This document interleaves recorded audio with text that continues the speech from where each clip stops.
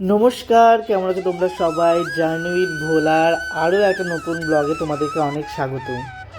সকালবেলার এই শান্ত সূর্যটা দেখে মনে যেন আলাদাই একটা ফিল দিচ্ছে। ছোটোবেলা থেকে জানতাম সূর্য মানে আগুনের গোলাম, কিন্তু এই সূর্য আবার এত শান্ত রূপ নিতে পারে দেখে তো পুরোই অবাক। পুরো মহাদেবের মতো একদম শান্ত। চারিদিকটা এতটাই সুন্দর লাগছে যে বলে বোঝাতে পারবো না। চলো ছাদ দিয়ে তোমাদেরকে দেখাই কতটা সুন্দর লাগে আরও। ছাদটা একদম সুন্দর, চারিদিকে পুরো বেড়া দিয়ে রয়েছে।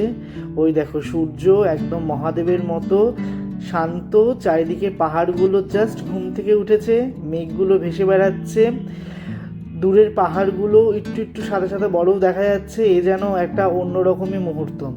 সারাদিন মনে হয় এখানে যদি দাঁড়িয়ে থাকি সময় এমনিতেই কেটে যাবে।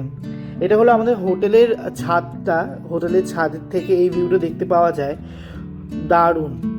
এখানে দেখো, এখানে আছে হলো কিছু গাছ লাগানো আছে। এখানে আবার একটা ইউরোপিয়ান স্কাল্পচার রাখা। এখানে প্রচুর গাছ আছে। এই যে আমাদের হোটেল ম্যাগনোলিয়া রেসিডেন্সি, হোটেলটা খুব সুন্দর, ছোটোর মধ্যে এত সুন্দর মেনটেন করেছে।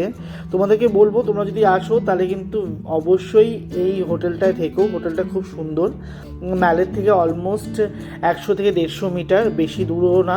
আর বাজেট ফ্রেন্ডলিও, তুমি 1500 থেকে 2500-এর মধ্যে তুমি রুম পেয়ে যাবে। রুমগুলো নিট অ্যান্ড ক্লিন, তোমরা তো আগের ভিডিওতে দেখতেই পারলে। এটা আমাদের দার্জিলিংয়ের সেকেন্ড দিন। তো এখন চলো, বন্ধুবান্ধবকে ডেকে তুললাম অনেক কষ্ট করে। এখন আমি, প্রসেনজিৎ, শুভঙ্কর যাচ্ছি মহাকাল টেম্পেলে। মহাকাল টেম্পলটা খুবই কাছে আমাদের হোটেল থেকে, দার্জিলিংয়ের ম্যালের পাশ দিয়ে যেতে হয়। গুগল ম্যাপে দেখে নিলাম। এরা তো ঘুম থেকে উঠছিল না, অনেক জোর জবরদস্তি এদেরকে উঠিয়ে, এই যে শুভঙ্কর হাই বলছে তোমাদেরকে সবাইকে, পাশে প্রসেনজিৎ আছে, দুই বন্ধুকে একদম বগল চাপা করে একদম নিয়ে ছুটলাম মহাকাল মন্দিরে। চারিদিকটা এত শান্ত পরিবেশ যে তোমাদেরকে বলে বোঝাতে পারবো না। এখনও সেরকমভাবে দোকানপাটগুলো খোলেনি, সেই জন্য দেখতেও ভালো লাগছে। শান্ত দার্জিলিং, অন্যরকম একটা রূপ। এটা মনে হয় চেনা পরিচিত যেই দোকান বাজারগুলো আমরা দেখি সেগুলোর থেকে অনেকটাই আলাদা। আমরা গান করতে করতে যাচ্ছি, গানটা তো কপিরাইটের জন্য দিতে পারবো না। তো অনেক গান করেছি, আর গান করতে হবে না। লোকজন একদম হাসছে, একটু একটু গান শুনছে আমাদের, আর একটু মুচকি মুচকি হাসছে। আমরা খুব একটা জোরে গান করছি না। দেখো চারিদিকটা সেরকমভাবে এখন দোকানপাট খোলেনি, বলছিলাম না, এই দেখো পুরো দোকানপাটগুলো বন্ধই আছে। যে যার মতো একদম নিজের সকালটাকে এনজয় করছে।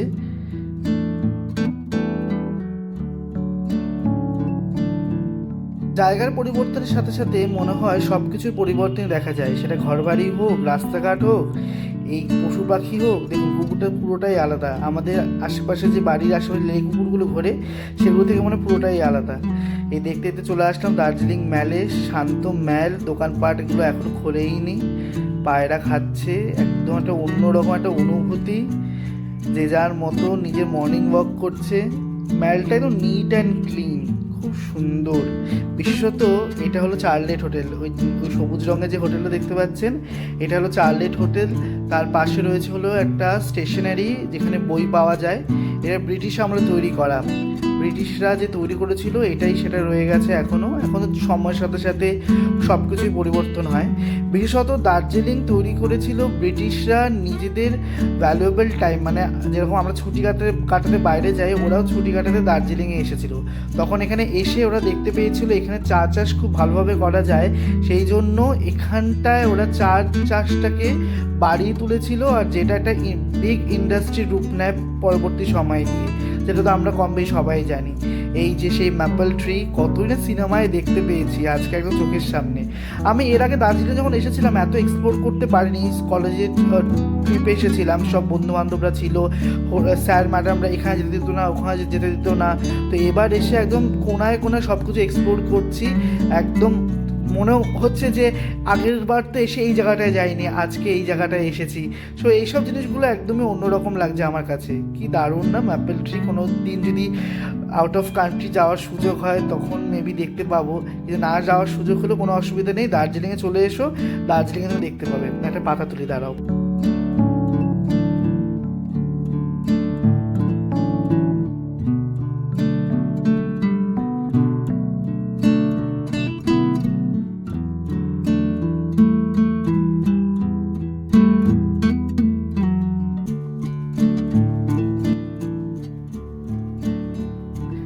একটা ম্যাপেল ট্রির পাতা নিয়ে চললাম মহাকাল মন্দিরের পথে। পাতাটা এত সুন্দর যে ছাড়তে ইচ্ছে করছে না। ওই যে আমার বন্ধু প্রসেনজিৎ, শুভঙ্কর ওরা যাচ্ছে, ওদের মনে হয় পৃথিবীর সব থেকে ঠান্ডা লেগেছে। আর আমি তো পাহাড়ে এসে একটু ফান্টা মারবো না, এটা তো কোনোদিন হতেই পারে না। অনেক ভালো ভালো ছবি তুলেছি আমরা, তোমরা দেখতেও পেয়েছো, আরও দেখতে পাবে, আরও ছবি ব্লগ আসছে আমাদের। মহাকাল টেম্পলটা দার্জিলিংয়ে ম্যালের ঠিক ডান দিকে আছে। যদি তোমরা এখানে অনেক এন্ট্রি গেটগুলো আছে, তোমরা যখন পাহাড় থেকে নিচ থেকে পাহাড়ে উঠবে বা ম্যালে আসবে তখন একটু দেখে নিও, এখানে বড় বড় করে মহাকাল মন্দিরের টেম্পলের বোর্ডটা লাগানো আছে। তার ভেতর থেকে গেলেই তুমি মহাকাল টেম্পলে যেতে পারবে। এখন আমি যাচ্ছি, শুভঙ্কর যাচ্ছি, প্রসেনজিৎ যাচ্ছি, যে যার মতো সবাই এক্সারসাইজ করছে, রানিং করছে।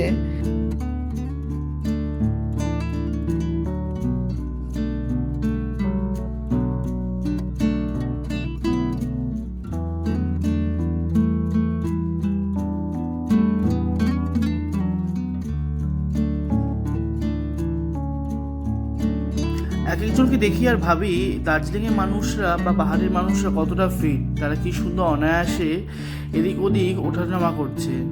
অবশ্য হতে পারে এটা তাদের নিত্য দিনের একটা পার্ট হয়ে দাঁড়িয়েছে। তারা ছোটোবেলা থেকে এইভাবেই বড় হয়েছে, এই পরিবেশে, এই পাহাড়ে চড়াই উতরাইতে। মানে দেখে এতটাই ভালো লাগে যে তারা কত স্লিম ট্রিম, একদম সিদ্ধ জাতীয় খাবারটা তারা বেশি প্রেফার করে, ঝাল মশলা খুব একটা খায় না।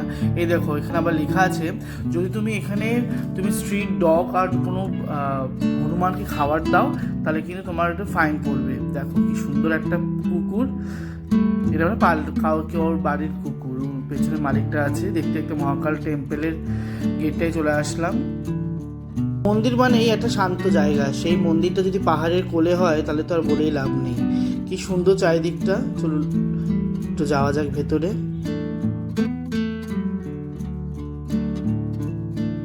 ওদিকে জুতো রাখতে হবে, জুতো রেখে আমাদের এই দিক দিয়ে উপরে উঠতে হবে। এদিকে মেন মন্দির যাওয়ার রাস্তা। চলুন জুতোটা রেখে আসি। চারিদিক কত সিস্টেম্যাটিক, কি সুন্দর খোপ খোপ করে রাখা আছে। যে যার মতো আসবে এক এক খোপে জুতো রেখে মন্দিরে যাবে। এখানে চারিদিকে লেখা রয়েছে আপনি কোনো হনুমানকে বা কোনো বাদুড়কে খাবার দিতে পারবেন না। তার কারণ হলো, যদি খাবার দেওয়া স্টার্ট করি তাহলে মানুষ আর এখানে সার্ভাইভ করা খুব কঠিন হয়ে পড়বে। আমরা দেখি না যে উত্তরপ্রদেশ বা একটু আমাদের উত্তর ভারতের দিকে যতগুলো মন্দির আছে ওখানে বাদরের উপদ্রব প্রচুর বেশি, চশমা নিয়ে নেয়, খাবার নিয়ে নেয়। দেখুন কি সুন্দর ঘন্টাগুলো ঝুলছে, একটা ঘন্টাও বাজিয়ে নিলাম। আহা কি সুন্দর পাহাড়ের রাস্তা, তার উপরে এত সুন্দর যে অর্গানাইজ করে রেখেছে, এটা দেখেই খুব ভালো লাগছে। ডান দিকে দেখি কি সুন্দরভাবে লেখা রয়েছে। এখানে এক একটা নীল, লাল, সবুজ, হলুদ এরকম পাথরের মধ্যে রং করে ঠাকুরের নাম সীতা, রাম, লক্ষ্মণ হিন্দিতে লেখা আছে, ইংলিশে লেখা আছে। গাছের রুটগুলোকে অন্য কালার করেছে ট্যুরিস্টদেরকে আরও অ্যাট্রাকশন করার জন্যে এরা এসব জিনিসগুলো করে থাকেন। এই হলো মেন মন্দিরের এন্ট্রি গেট। কি সুন্দর, মা ঢুকতেই মার মূর্তিটা দেখতে পারলাম। জয় মা। অতীত থেকে জানা গেছে মহাকাল টেম্পলটি হওয়ার আগে এখানে একটি ছিল বুদ্ধ মন্দির, যে বুদ্ধ মন্দিরটাকে ভেঙে মহাকাল মন্দির তৈরি করা হয়েছে। এই মন্দিরের মেন আকর্ষণই হলো গোল্ড প্লেটেড ব্রহ্মা, বিষ্ণু, মহেশ্বরের মূর্তি আছে। যারা এখানে বসবাস করেন দার্জিলিংয়ে তারা এই ব্রহ্মা, বিষ্ণু, মহেশ্বরকে প্রচুর মানেন। তার সাথে সাথে তারা হিন্দুজম, বুদ্ধিজমকেও প্রচুর ফলো করেন। চারিদিকে আপনি দেখতে পাবেন যে বুদ্ধিজমের রিলিজিয়নের ছোঁয়া ছড়িয়ে ছিটিয়ে রয়েছে। এটি হলো মূল মন্দির, এটি মূল মন্দিরের প্রবেশদ্বার। আপনি যত ভেতরে যাবেন দেখবেন এখানে একজন বসে আছে, এখানে ধূপ ধুনো এখানে দেওয়া হয়। খুব সুন্দর অর্গানাইজ। এখান থেকে ধোঁয়াটা একদম চোঙের ভেতর থেকে উপরে উঠে যাবে, উপরে উঠে আকাশের সাথে মিলে যাবে। এটা হলো মূল মন্দির, যেখানে ব্রহ্মা, বিষ্ণু, মহেশ্বর, দেখুন বলেছিলাম না গোল্ড প্লেটের মূর্তি দেখতে পাবেন, ওই যে মূর্তি। মন্দির থেকে বেরিয়েই একদম আপনি বুদ্ধিজমের যত স্ট্রাকচার আছে, স্কাল্পচার আছে, এগুলো আপনি দেখতে পাবেন। এগুলোকে কি বলে আমি তো খুব একটা জানি না, যদি আপনারা জেনে থাকেন শুধু আমাকে বলবেন। মন্দির থেকে বেরানোর পর আমাদের প্রচুর খিদে পেয়েছে, চলুন আমরা কিছু খেয়ে আসি। আশেপাশে খুব দোকানের পাট খোলেনি, যে দোকানটা খুলেছে সেই দোকানটাই আমি বসেছি, শুভঙ্কর খেতে বসেছি ব্রেকফাস্ট। লুচি ছোলার ডাল নিয়েছি আর জিলিপি ছিল, জিলিপি নিয়েছি। তো এখান থেকে খেয়ে একদম আজকের দিনে প্ল্যানটা আপনাদের বলে দিই চটজলদি। আজকে আমরা এখানে খাওয়া দাওয়া করে হোটেলে চলে যাব। হোটেল থেকে রেডি হয়ে প্রথমে যাব আমরা বাতাসিয়া লুপ, আপনাদেরও সাথে নেব। তারপর আমরা যাব আরেকটা মনেস্ট্রি। এটাই হলো আজকের প্ল্যান, চটজলদি খাবারটা খেয়ে হোটেলে যাওয়া যাক। তো ব্রেকফাস্ট করে হোটেলে গিয়ে স্নান টান করে একদম রেডি হয়ে এখন যাচ্ছি আমরা বাতাসিয়া লুপ, আপনাদেরও সাথে নিয়ে যাচ্ছি। চলুন আপনারাও চলুন, ঘুরে আসবেন। আপনারা অনেকবার গিয়েছেন, আমরাও জানি, যারা যাননি তারাও চলুন, যারা গেছেন তারাও আমার সাথে চলুন, আপনাদেরও ভালো লাগবে। আমি পরেছি একটা জ্যাকেট কালো কালারের, এই মাফলারটা আমি কিনেছি হলো ম্যাল থেকে। মাফলারটা নিয়েছে হলো 200 টাকা করে, 200 টাকা করে খুব সুন্দর মাফলারগুলো পেয়েছি। চশমা আর একটা কালো জিন্স পরেছি, আর তার সাথে পরেছি হলো কালো একটা জুতো। পরে যদি পারি পুরো আমার লুকটাই দেখাবো। দেখুন তো আমাকে দেবের মতো লাগছে না জিতের মতো লাগছে না রঞ্জিত মল্লিকের মতো লাগছে। জোকস পার্ট, যদি ঘুরতে এসে যদি একটু খ্যাতি না মারলাম আর কি ঘোরা, তাহলে তো ঘোরাই হবে না। ঘুরতে আসলে মানে খাওয়া দাওয়া, একটু ফটো তোলা, একটু ভালো পোশাক আশাক পরা, নিজেকে মেনটেন করে, এইটুখানি। সো দেখতে দেখতে আমরা এখন যাচ্ছি হলো বাতাসিয়া লুপের পথে। গাড়ি নিয়ে নেওয়া হয়েছে আমাদের স্ট্যান্ড থেকে। কি সুন্দর চারিদিকে বাড়িঘরগুলো দেখলে মনে হয় একটা ছোট্ট একটা ইউরোপের কোনো একটা দেশ। এখানে কত ট্যুরিস্ট আসে, কত এখানে গাড়ি ঘোড়া দাঁড়িয়ে রয়েছে। বেশিরভাগ এখানকার মানুষদের প্রধান জীবিকাই হলো ট্যুরিস্টদের উপর নির্ভর করেই বেড়ে উঠেছে। সেরকমভাবে তো পাহাড়ে মানে হসপিটাল বলুন বা মল বলুন বা অন্যান্য জিনিসের কাজের যে সুযোগ সুবিধা সেগুলো তো সেরকমভাবে নেই। কিন্তু এই ট্যুরিস্টরা যদি যত আসবে তাদের জন্য এটা মানে লক্ষ্মী আসার সমান। দেখতে দেখতে আমরা একদম দেখুন এই যে হলো টয় ট্রেন এখানে দাঁড়িয়ে রয়েছে। এটা হলো টয় ট্রেনের মেনটেনেন্স জায়গা, কার্সে যেটাকে আমরা বলে থাকি। গাড়ি যতই যাচ্ছে ততই মনে হয় মানে এমন একটা অনুভূতি ফিল হচ্ছে যেন কোথায় এসে পড়লাম। এই জায়গাগুলো তো আমাদের চারপাশে জায়গাগুলো থেকে অনেকটাই অন্যরকম। যেহেতু আমি সিকিম যাইনি, এটা আমার কাছে একটা স্বর্গের মতো মনে হচ্ছে। অনেকে বলে যে তুমি যখন সিকিমে যাবে তোমার কাছে আরেকটা অনুভূতি তখন মনে হবে দার্জিলিং থেকে সিকিমটা সুন্দর, সিকিমের থেকে মানালিটা সুন্দর। কিন্তু আমি যেহেতু দার্জিলিংয়ে এসেছি, আমি কলেজ জীবন থেকেই আসছি, তো আমার কাছে একদম একটা অন্যরকম অনুভূতি। চারিদিকের বাড়িগুলো দেখে এটাই মনে হচ্ছে এই বাড়িগুলো কতই এক একজনের গল্প, এক একজনের স্বপ্ন। সত্যি বাড়ি এরকমই হয়, যেখানে ঢুকলে জীবনের বা সারা দিনের ক্লান্তিটা নিমেষের মধ্যে শেষ হয়ে যায়।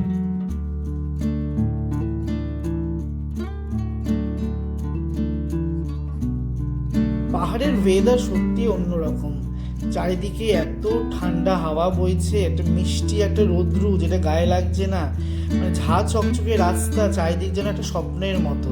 কি ভালো লাগছে রাস্তাটা, মনে হচ্ছে যেন শেষই যেন না হয়, যে চলতেই থাকে চলতেই থাকে।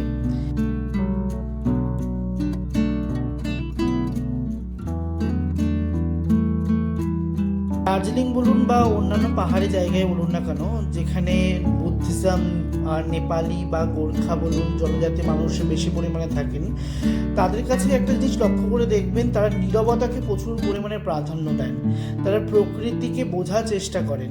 ঠিক এটা বুদ্ধ ধর্মের এটা অন্যরকম একটা প্রাধান্য বা বৈশিষ্ট্য বলতে পারি।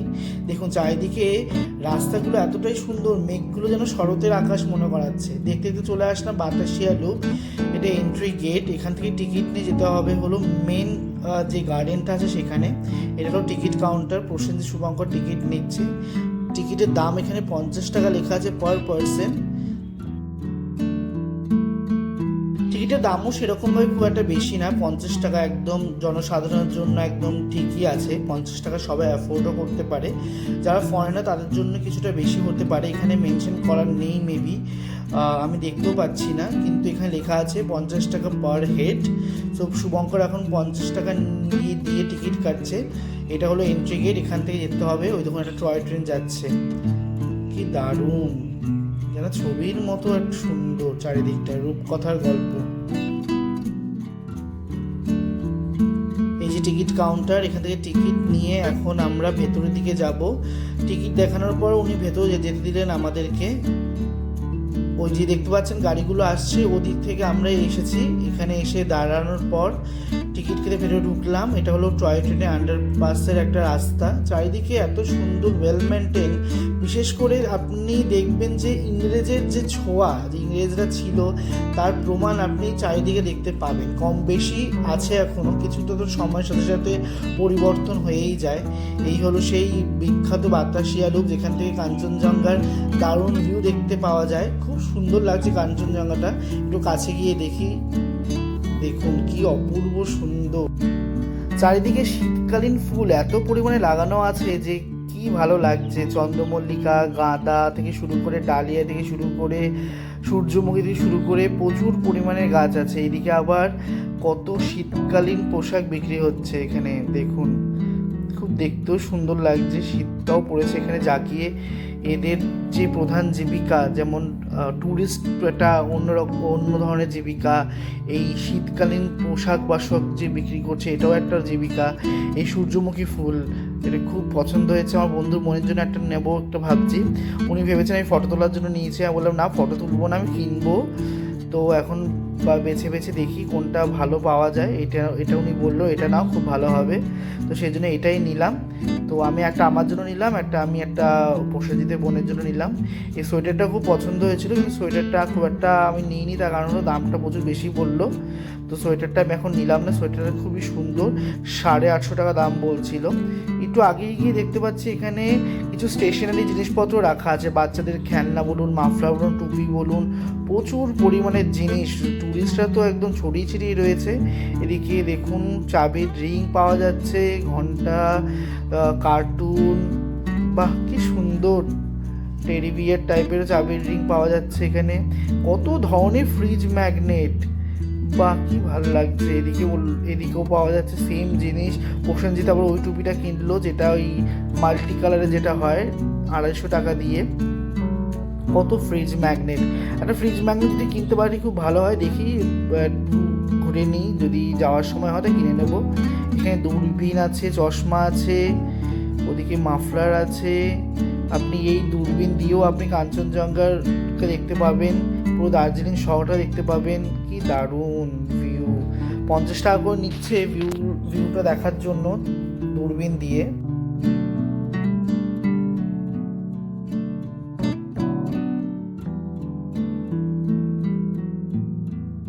এই বাতাসিয়া লুপটা কিন্তু পাহাড় কেটে তৈরি করা হয়েছে টয় ট্রেনের ধাপগুলো বজায় রেখে, যাতে টয় ট্রেনটা ভালো করে কার্ভ আকার নিতে পারে, টুরিস্টদেরকে আরও অ্যাট্রাকশন করতে পারে, তার কথা মাথায় রেখে। এই যে সেই সূর্যমুখী ফুল যেটা কিনেছি আমি, এটা নিয়ে 14 বার ফটো তুলছি। এটা সবার হাতে কম বেশি দেখতেই পাচ্ছি।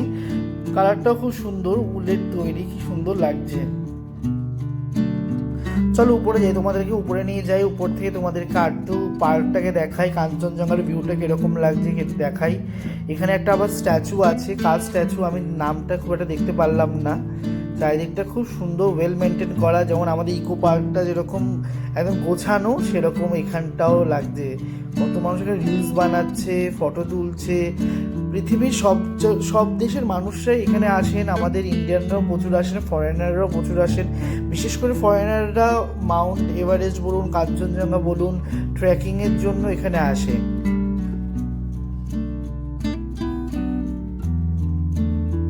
এই যে লেখা আছে Batasia loop, Darjeeling Himalayan railway help us to maintain the world heritage site. এখানে আবার ফটো তুলতে পারবেন এইসব পোশাক পরে। আমরা পরি না বাবা এইসব পোশাক।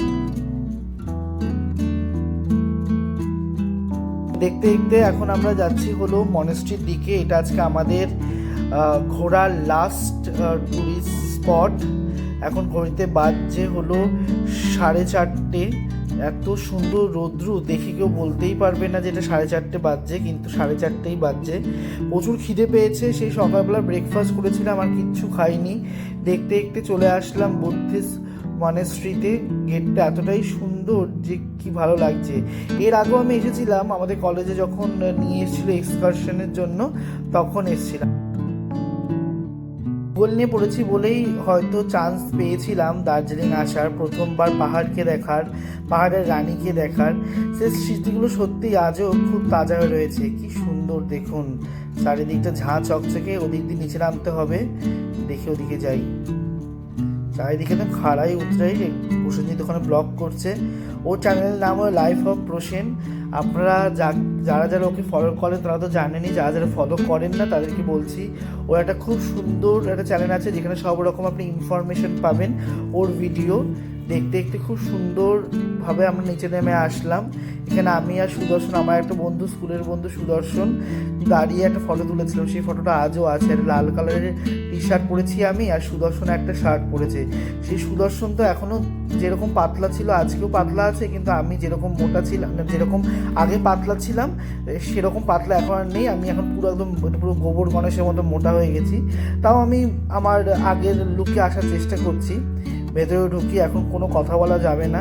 বুদ্ধিজমের এটাই হলো মেন রিচুয়ালসের মধ্যে পড়ে যে নীরবতা, সাইলেন্সটাকে মেনটেন করতে হবে।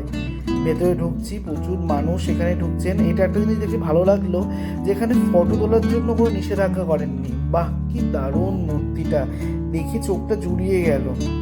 আমি শুধু দেখছি এখানে মানে কাজগুলো এতটা সুন্দর, না কোনো ওয়াল পেন্ট মানে পেপার করা, মানে এখানে পুরো একদম হাতে এঁকেছে। যদি কোনো পেন্টিং স্টিকার দিয়ে চিপকে দিত তাহলে বুঝতাম। চারিদিকে এতটাই সুন্দর যে মানে সুন্দরের কোনো একটা প্রপার ওয়ার্ড নেই আমার কাছে যে আমি ডেসক্রাইব করতে পারবো এই সৌন্দর্যটাকে।